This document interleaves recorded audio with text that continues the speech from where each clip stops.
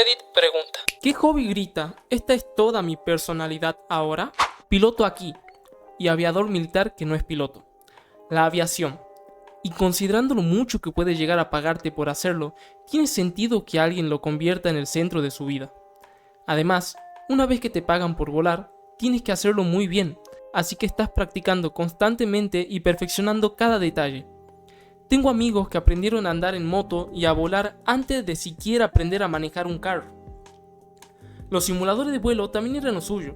No estoy seguro si eso fue antes o después de que empezara a volar ultra ligeros. Hoy en día es piloto profesional. Me alegra que haya logrado convertir su hobby en su carrera, aunque, sinceramente, el horario puede ser bastante exigente. Especialmente cuando trabajaba para una empresa más pequeña que tenía esquemas de trabajo algo complicados. Creo que la aviación es una de esas pasiones que perfectamente pueden convertirse en una parte muy grande de tu personalidad. Después de todo, puedes volar un avión. Eso es objetivamente impresionante y para muchos, mucho más interesante que simplemente decir tengo un Jeep.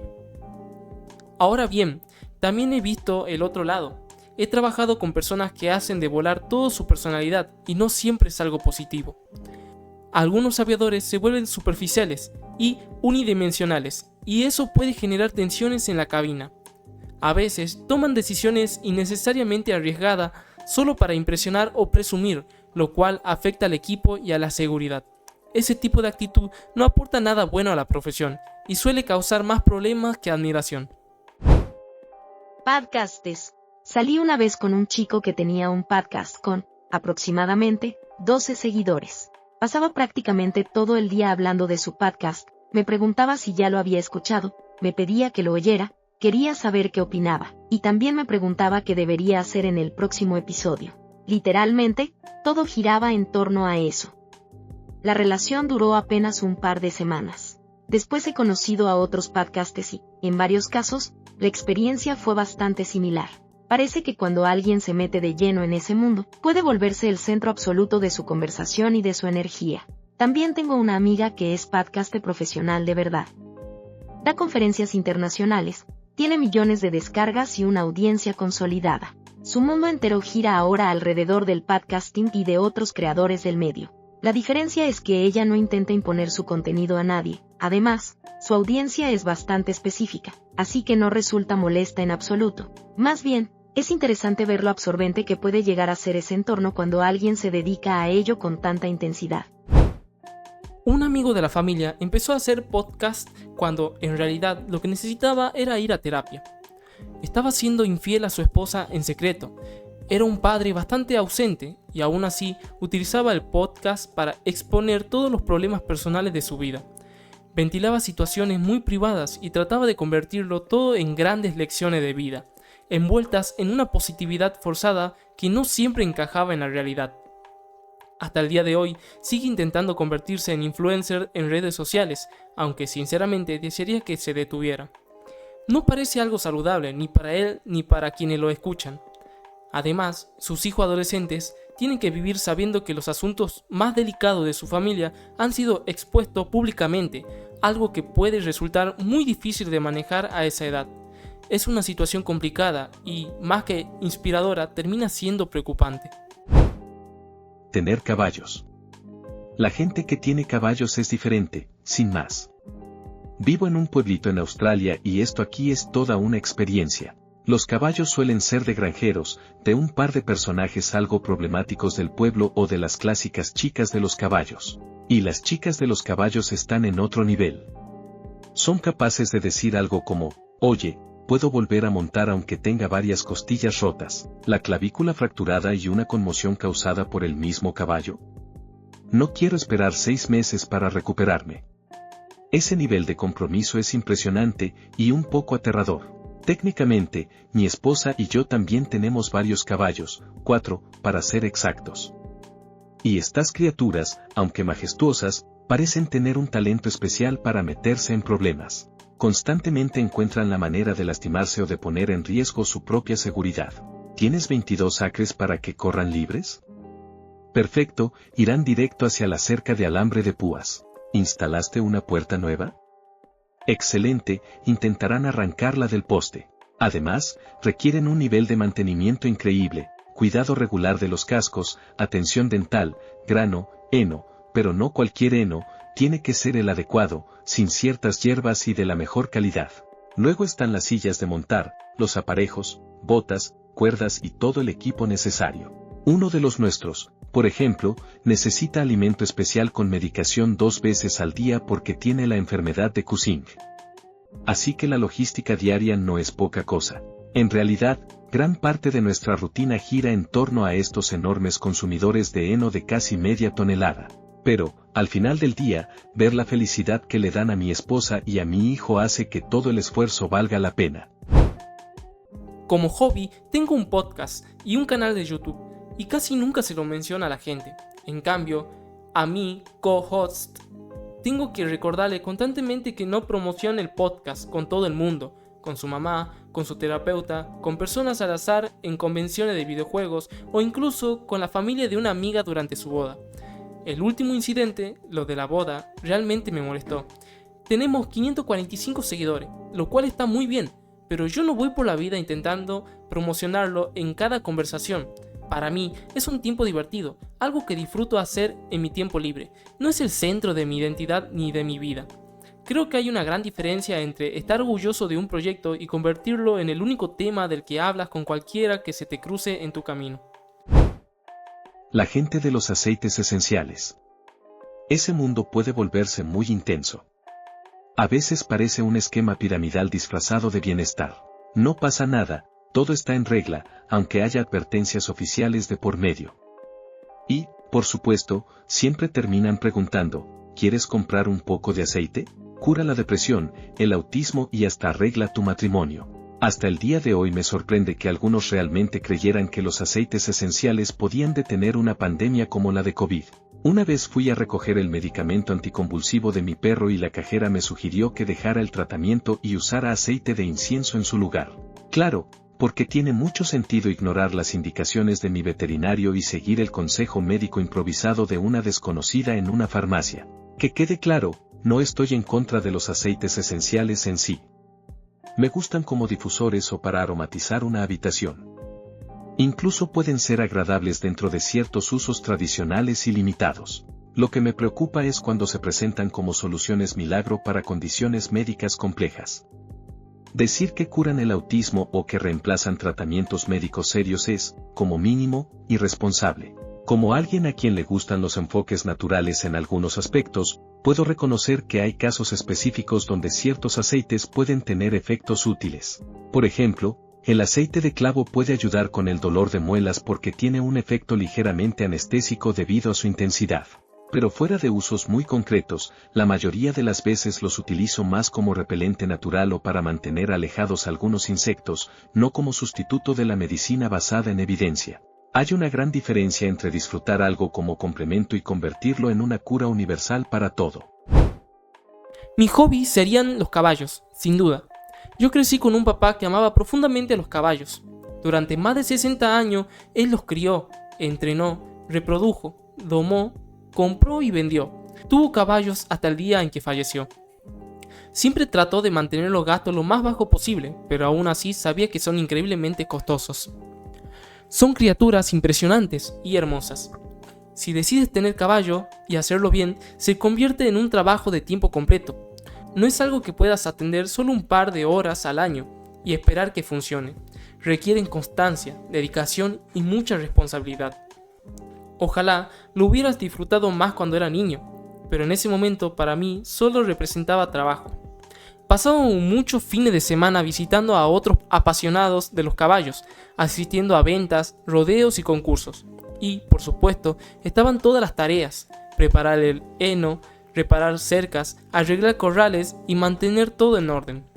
Curiosamente, ninguno de mis hermanos terminó involucrándose en el mundo ecuestre.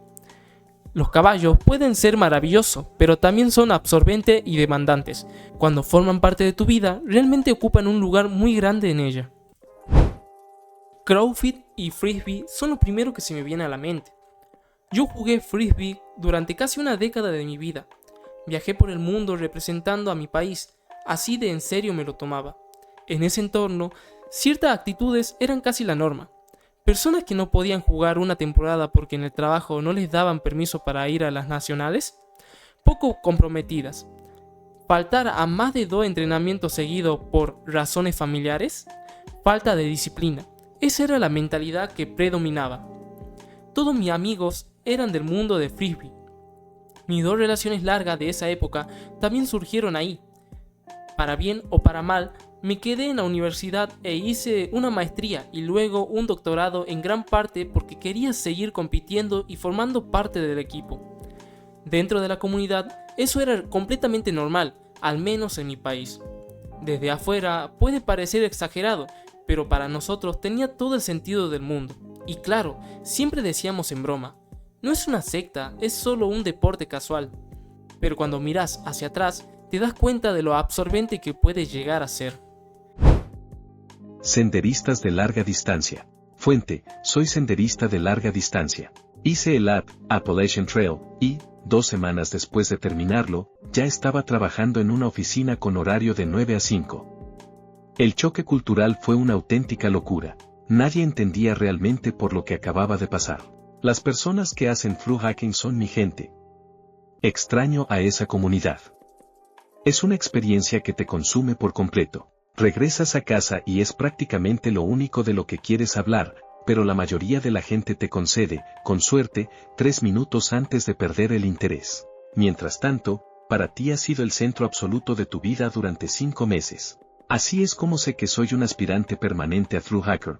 Muchos de los otros hobbies que mencionan no me llaman tanto la atención, pero cuando alguien habla de una caminata de larga distancia, me entusiasmo de inmediato y pienso, cuéntame todo. También soy senderista de larga distancia. Se vuelve parte de tu rutina diaria, de tu identidad. Simplemente sigues con tu vida normal hasta que puedes escaparte otra vez durante un par de meses. Nos consume porque, después de vivir algo tan simple e intenso a la vez, el mundo cotidiano puede sentirse abrumador en comparación, dicho con humor, claro. ¿Qué es el thru hiking? Básicamente, es recorrer un sendero completo de larga distancia de principio a fin en una sola temporada, cargando todo lo necesario en tu mochila, como en el backpacking. La longitud del sendero puede variar bastante. En Estados Unidos, los 2 más conocidos son el Appalachian Trail, unas 2.200 millas, y el Pacific Crest Trail, alrededor de 2.650 millas. Si además completas el Continental Divide Trail, que suele rondar entre 2.600 y 2.900 millas dependiendo de la ruta, consigues lo que se conoce como la triple corona del senderismo. Existen muchos otros senderos, la mayoría más cortos, pero igualmente desafiantes. En esencia, no es solo caminar, es vivir en el sendero durante meses, adaptarte al clima, al terreno, a la soledad o a la comunidad, y dejar que tu mundo se reduzca a lo esencial. Y eso, para muchos, cambia completamente la perspectiva de la vida cotidiana. El Brazilian Jiu-Jitsu, BJJ, es un deporte y arte marcial muy divertido, pero también puede volverse extremadamente absorbente y, en ciertos ambientes, un poco casi sectario. He practicado muchos deportes a lo largo de los años y actualmente entreno BJJ. Definitivamente he visto a personas que terminan convirtiéndolo en el centro absoluto de su personalidad, y he dedicado bastante tiempo a pensar por qué sucede eso. Estas son algunas ideas que se me ocurrieron. 1. Muchos hombres comienzan a entrenar en momentos en los que se sienten solos o no tienen amistades masculinas fuertes. De repente, encuentran una comunidad integrada, un grupo con el que comparten esfuerzo, disciplina y metas. 2. Es un deporte increíblemente difícil, pero también muy gratificante tanto física como mentalmente. El progreso es lento y ganado con esfuerzo, lo que hace que cada avance se sienta significativo. 3. A diferencia de otros deportes que se practican una vez por semana, en BJJ entrenar 3 veces por semana se siente como lo mínimo indispensable. Eso hace que, poco a poco, se convierta en una parte central de tu rutina y, en algunos casos, en una obsesión. 4. Le da a muchas personas una sensación real de autoestima, confianza y capacidad personal. Aprender a defenderte y mejorar constantemente puede tener un impacto profundo en cómo te percibes. 5. Algunos gimnasios enfatizan mucho la jerarquía de cinturones, y eso puede inflar egos. Por ejemplo, un joven cinturón morado puede recibir un nivel de respeto dentro del tatami que no necesariamente refleja su situación fuera de él, donde tal vez esté atravesando dificultades personales.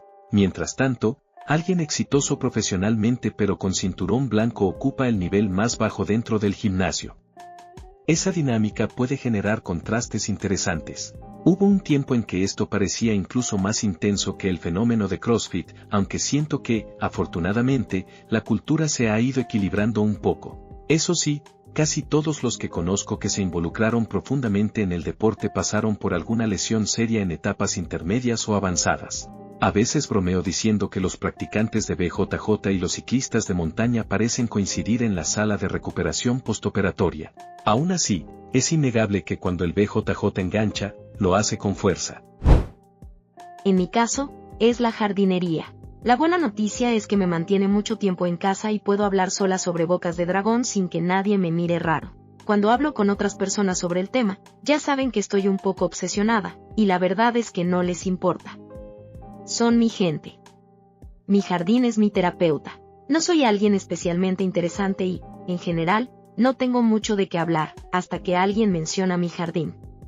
Ahí sí puedo seguir durante horas. Paso casi todas las noches viendo Gardener's World con Monty Dunn, Epic Gardening, Jack in the Garden y Grow Big. Acabo de pedir un Bleeding Heart, Corazón Sangrante, y un Tulip Tree, y ayer compré una Kalmia Quetzalque, Mountain Laurel. Todo llegará el mes que viene y estoy contando los días. No tengo con quién compartir esta emoción, así que me la guardo, o la suelto cuando puedo. El próximo fin de semana empezaré un montón de semillas, y continuaré cada fin de semana hasta marzo. Luego podré sembrar directamente en tierra hasta mayo. Las patatas de siembra llegan a finales de marzo, así que ya estoy planificando dónde irá cada cosa. En fin, la jardinería me consume, y esa soy yo. Feliz de pasarme una hora caminando contigo por el jardín, enseñándote cada planta y contándote todos mis planes. El trabajo de primavera empezó el fin de semana pasado. Hasta ahora he plantado 30 tubérculos de jengibre champú, 25 raíces de hosta, 12 lirios cola de zorro, 3 equináceas, 6 lirios hurricane y hoy sembré 4 jarras de leche con plantas perennes para probar este año en lugar de hacer la estratificación en frío tradicional. Sí, definitivamente es mi hobby, y claramente también es una parte enorme de mi personalidad. Mi hobby de jardinería se convirtió en mi trabajo. Ahora paso el día trabajando en jardines y cuando llego a casa para relajarme, me pongo a trabajar en mi propio jardín. Supongo que cuando algo realmente te apasiona, no se siente como una obligación, aunque técnicamente lo sea. Para mí, cuidar plantas, podar, sembrar y planificar nuevas temporadas no es solo un trabajo, es la forma en que desconecto y encuentro tranquilidad. Al final, algunos descansan viendo series, yo descanso jardineando. No es exactamente un hobby, pero conozco a una chica que se hizo agente de bienes raíces y, sinceramente, nunca había visto algo que absorbiera tanto la personalidad de alguien como le pasó a ella. En mis años más jóvenes salí con un agente inmobiliario y con un abogado, y debo decir que a ambos grupos les encanta reunirse y reforzar entre ellos lo exitosos y brillantes que son. A veces la dinámica puede resultar un poco intensa. Un exagente inmobiliario por aquí. En muchos casos, esa mentalidad forma parte del propio entrenamiento. Se fomenta una cultura muy cerrada y altamente competitiva. Incluso hay oficinas donde te dicen abiertamente que, si alguien cercano a ti, amigos o familiares, compra una casa con otro agente, deberías replantearte esa relación. La idea es que todo gire en torno al negocio. Te enseñan que debes vivir y respirar la profesión, mencionarla constantemente, aprovechar cada conversación como oportunidad de promoción y recordarle a todo el mundo a qué te dedicas. El enfoque es estar siempre en marca, siempre vendiendo. A mí esa cultura nunca me terminó de convencer. No me sentía cómodo con esa forma de hacer las cosas ni con convertir mi identidad completa en una estrategia de ventas. Por eso, en parte, decidí alejarme. La gente que hace masa madre. Si los escuchas hablar de su levadura madre y muestras el más mínimo interés, prepárate. Es muy probable que pronto aparezca con un pan recién horneado en las manos y que eso se vuelva algo bastante frecuente. Confirmo, soy la fanática del pan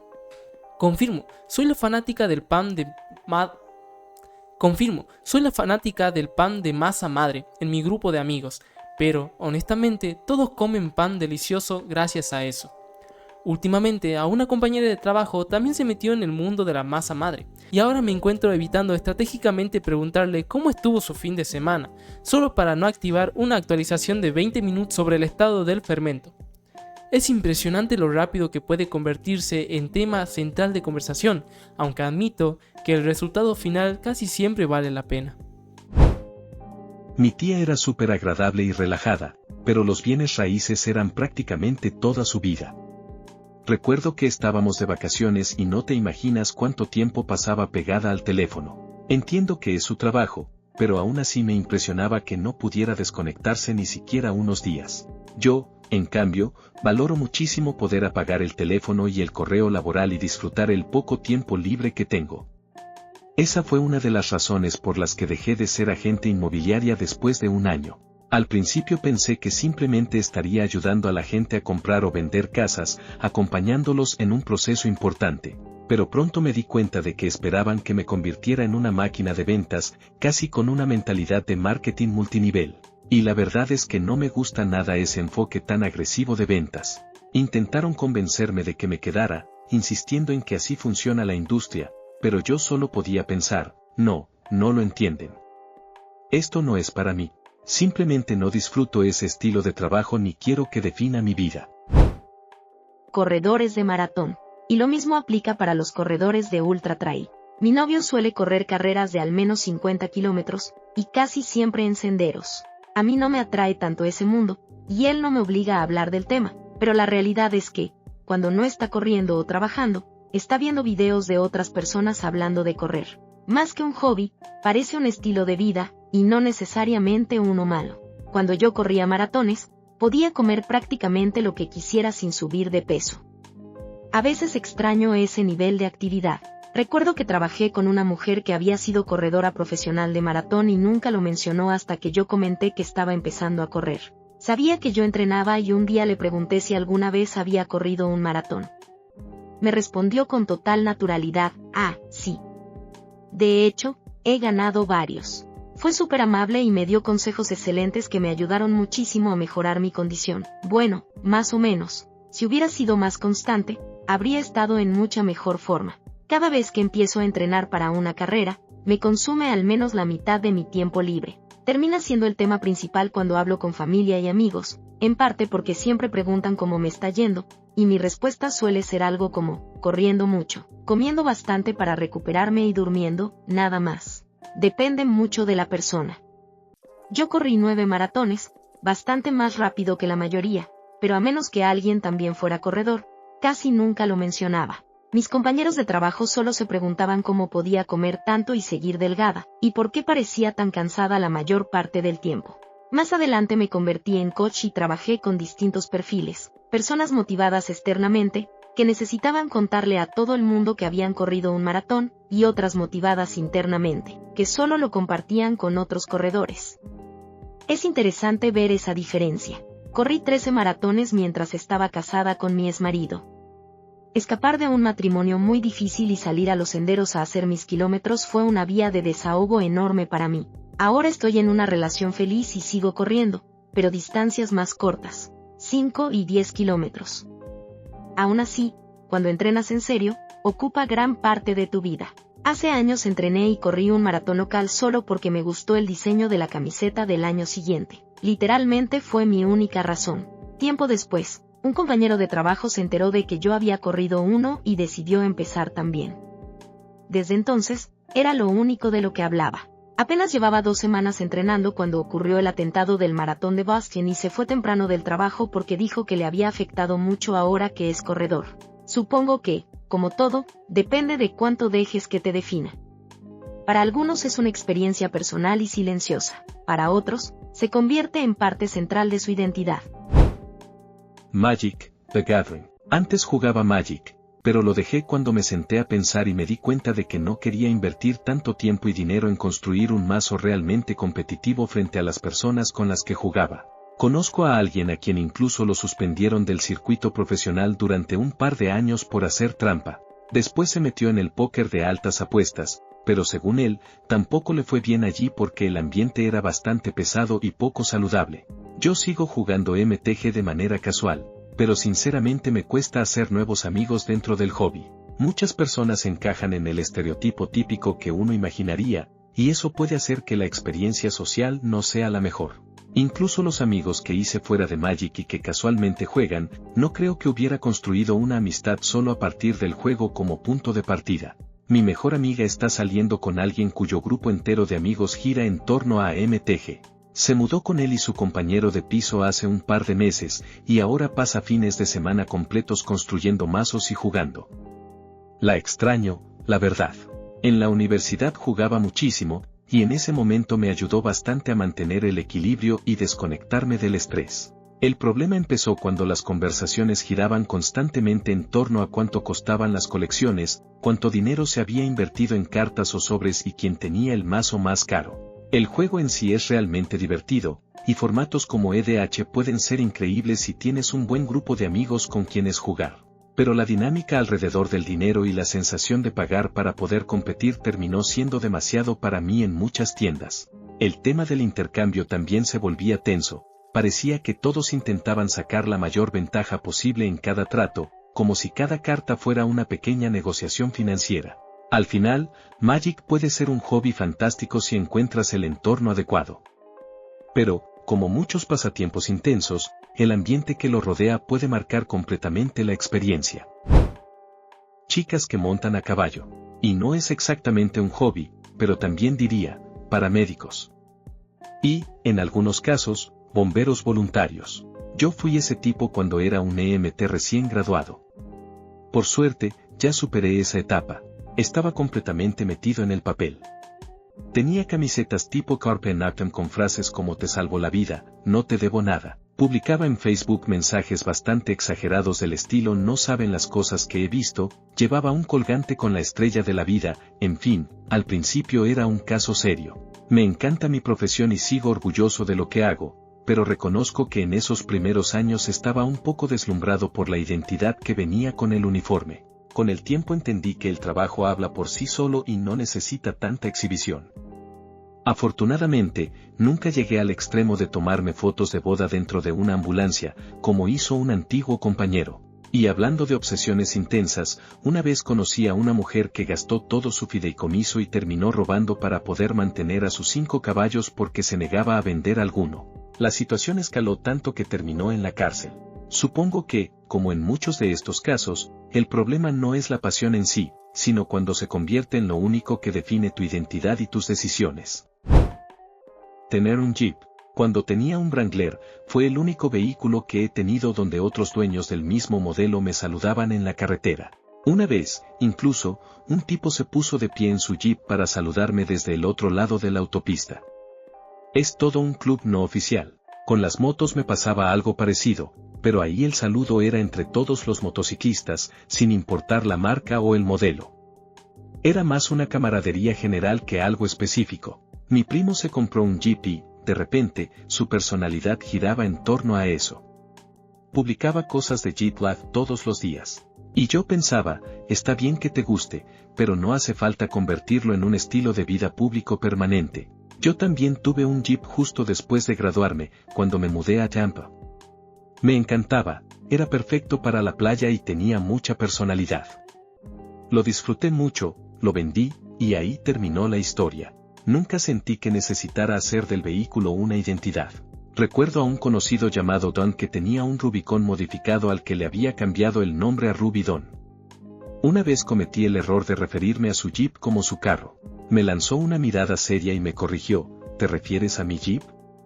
Era un tipo bastante agradable, pero algo en torno a ese vehículo despertaba una versión suya mucho más intensa. Y lo digo en serio, llegué a tener un Corvette, y ni siquiera los fanáticos de los Vette me parecieron tan insistentes con el tema. Supongo que no es el objeto en sí, sino lo fácil que puede ser convertir cualquier cosa, un vehículo, un deporte o un hobby, en el centro absoluto de la personalidad. Me da risa que nadie haya mencionado la más obvia, ver deportes profesionales. Para algunas personas es literalmente el único tema de conversación, y además pueden pasarse 6 horas o más viendo partidos, carreras o torneos sin problema. Hace poco contraté cable y estaba súper emocionado por volver a ver deportes, especialmente los Juegos Olímpicos. Pero, sinceramente, los comerciales constantes me quitaron bastante el entusiasmo. Llega un punto en el que sientes que estás viendo más publicidad que deporte y se vuelve pesado. Tengo compañeros que no hablan de otra cosa que de Fórmula 1. Todo el día, todos los días, los autos, los pilotos, las escuderías, los circuitos. A veces me pregunto cuánto más se puede analizar. ¿Cómo puede el cambio de coche de un piloto generar conversaciones que duran horas y horas? Cuando termina la temporada de fútbol, también es curioso ver cómo algunos se quedan momentáneamente sin tema principal, y entonces pasan a comunicarse casi exclusivamente con frases de películas o referencias culturales. Es interesante cómo algo que empieza como entretenimiento puede convertirse en una parte tan dominante de la identidad de alguien. No tiene nada de malo disfrutarlo, claro, pero cuando se vuelve el único tema posible, sí resulta un poco peculiar. Ahumar carne, beber whisky escocés y el CrossFit. Son esos hobbies que, cuando alguien se mete de lleno, dejan de ser simplemente una actividad y pasan a convertirse en un tema central de conversación. El ahumado ya no es solo cocinar, es hablar durante horas sobre maderas, temperaturas, tiempos exactos y el anillo de humo perfecto. El whisky escocés deja de ser una bebida y se convierte en una cata técnica con notas de turba, cuero, vainilla y una historia detallada de cada destilería. Y el CrossFit, bueno, CrossFit rara vez se queda en voy al gimnasio. Se transforma en una filosofía de vida, un vocabulario propio y a veces en la necesidad de contarlo constantemente. Nada de esto es malo en sí mismo, de hecho, es genial tener pasiones. Pero todos conocemos ese punto exacto en el que el hobby ya no es solo algo que haces, sino algo que eres. Pickleball. Entiendo que, si no lo juegas, puede que no te parezca gran cosa. Desde fuera, incluso puede verse como una moda pasajera. Pero para muchísimos adultos, especialmente para personas mayores, se ha convertido en algo mucho más profundo. Le has dado un sentido de propósito después del retiro y una vida social que, de otro modo, quizá no tendrían. Es un deporte realmente accesible para casi todas las edades. Es genial ver a un padre y a su hijo, o a un abuelo y a su nieto, jugar juntos y competir a un nivel sorprendentemente alto. No es común encontrar actividades donde generaciones tan distantes pueden medirse de forma tan equilibrada. Además, es relativamente económico, fácil de aprender y, si tienes una condición física promedio, puedes alcanzar un nivel respetable en poco tiempo en la mayoría de los lugares. Pero sobre todo, es muy divertido. Y quizá, lo más valioso, es una excelente manera de conocer gente nueva de distintas edades y contextos. Más que un simple deporte, para muchos se convierte en una comunidad. Los del gym. Para algunos, el gimnasio es literalmente su personalidad. Yo lo descubrí bastante tarde en la vida y sinceramente se ha vuelto una obsesión.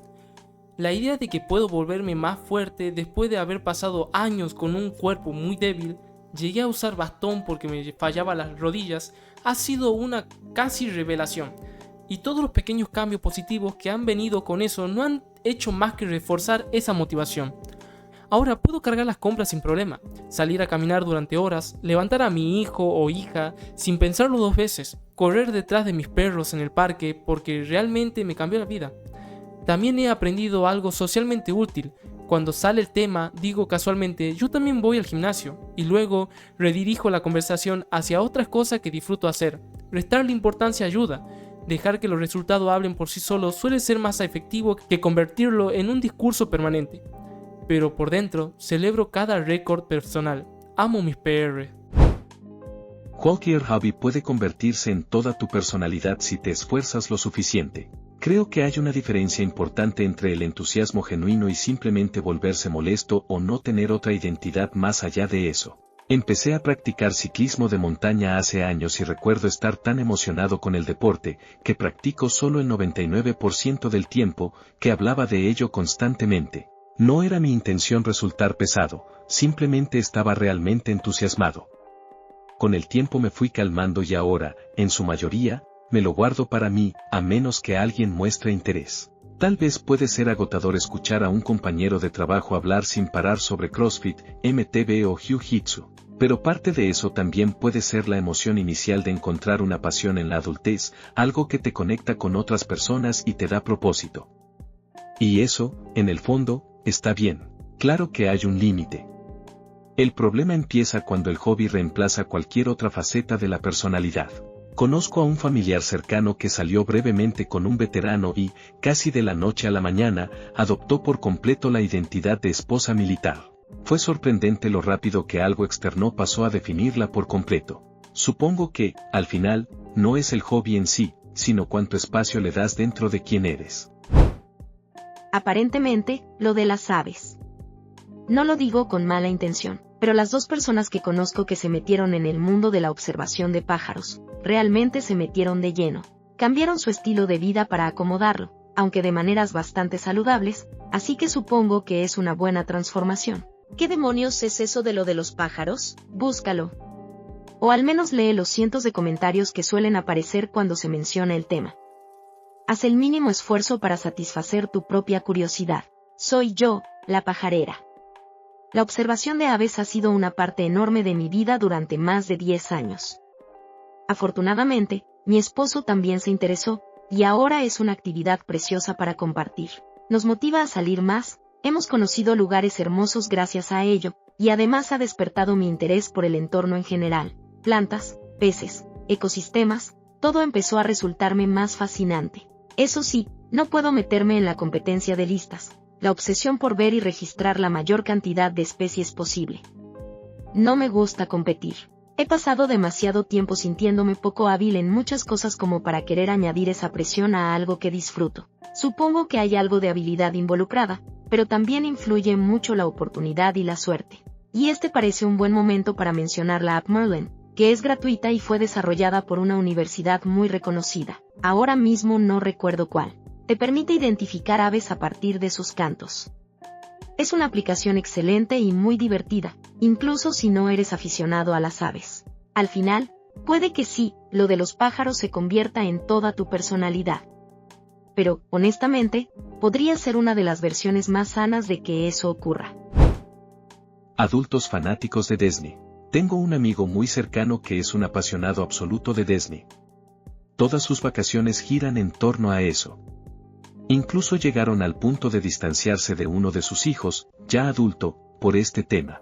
Cuando otro hijo consiguió un trabajo temporal en Walt Disney World y decidió tomarse un año sabático de la universidad para hacerlo, lo celebraron como si hubiera ganado la lotería. El problema fue que ese hijo no tuvo una buena experiencia. Y en lugar de poder hablarlo con naturalidad, terminó sintiéndose un poco apartado porque sus padres no podían aceptar que trabajar para la casa del ratón no hubiera sido maravilloso para él. Después intentaron convencer a la hija menor, de 3 hermanos, de que hiciera lo mismo, incluso sabiendo lo que había pasado antes. Ella decidió no hacerlo, y la reacción fue desproporcionada, casi como si hubiera rechazado una tradición familiar sagrada. En algún momento comenté, medio en broma, que Disney es una religión más organizada que muchas religiones organizadas, exige más que un diezmo, y la gente lo paga felizmente. No cayó nada bien. Ese comentario generó bastante tensión en la amistad. Supongo que ahí es cuando un hobby deja de ser solo un pasatiempo y empieza a convertirse en una identidad casi intocable. Y cuando algo no se puede cuestionar sin que se vuelva un conflicto personal, quizá ya ocupa un espacio demasiado grande. Acabo de empezar a pescar después de no hacerlo desde que era niño. Mientras estaba en el muelle, tuve una especie de revelación, esto se parece mucho al juego. Sentí que probablemente activa partes similares del cerebro. Literalmente pensaba que cada lanzamiento iba a ser el bueno. Esa anticipación constante se parece bastante a la sensación de apostar, solo que, en este caso, es mucho más saludable. Así que, si tengo que elegir, prefiero esto antes que sentarme a jugar cartas. Mi abuelo tenía un trastorno de estrés postraumático bastante fuerte por la Segunda Guerra Mundial, aunque yo nunca supe realmente lo que estaba cargando mientras estuvo vivo. Él pescaba muchísimo. Mirando atrás, estoy bastante convencido de que la pesca fue una de las cosas que lo ayudaron a mantenerse a flote. Y creo que hay algo muy real en eso. Cuando pescas, tienes que estar presente. Observas el agua, el movimiento, el viento, la tensión en la línea. No puedes estar completamente en otro lado. Esa atención plena es algo muy beneficioso, especialmente para alguien que lidia con recuerdos intrusivos o ansiedad. Y luego está ese pequeño subidón cuando sientes el tirón en la línea. Esa descarga de emoción, esa recompensa inesperada, es un impulso de dopamina limpio, simple y ganado con paciencia. Tal vez por eso engancha tanto. No es solo pescar, es la mezcla de calma, anticipación y recompensa. Golf. Soy golfista y estaba buscando que alguien lo mencionara. Es increíble lo fácil que puede convertirse en toda tu vida. Es profundamente adictivo. Empecé a jugar el año pasado y, sinceramente, no sé qué hacía con mi tiempo antes. Me duermo pensando en mi swing y me despierto con ganas de jugar antes incluso de ir a trabajar. Mis amigos y mi familia ya están bastante cansados de escucharme hablar del tema, aunque, siendo justos, me ha facilitado mucho los regalos. Ahora todo es sencillo: pelotas, guantes, accesorios, ropa deportiva. Problema resuelto. Empecé hace unos años, y el golf es como el fútbol para muchos hombres de mediana edad. De repente tienes un punto en común automático con un montón de tipos con los que, en otras circunstancias, quizá no tendrías nada de qué hablar. El golf se convierte en el idioma compartido. Mi cuñado es un buen ejemplo. Lo conocía desde hacía 8 años, pero nuestra relación no iba más allá de las reuniones familiares. Empezó a jugar golf hace 2 años y ahora somos prácticamente inseparables, quedamos todas las semanas para jugar. Nuestras esposas ya ponen los ojos en blanco cuando nos juntamos todos, porque inevitablemente la conversación vuelve al mismo tema. Supongo que eso es lo que tienen ciertos hobbies, no solo te absorben, sino que también te conectan con otros. El problema es que, cuando te atrapan de verdad, cuesta mucho hablar de otra cosa.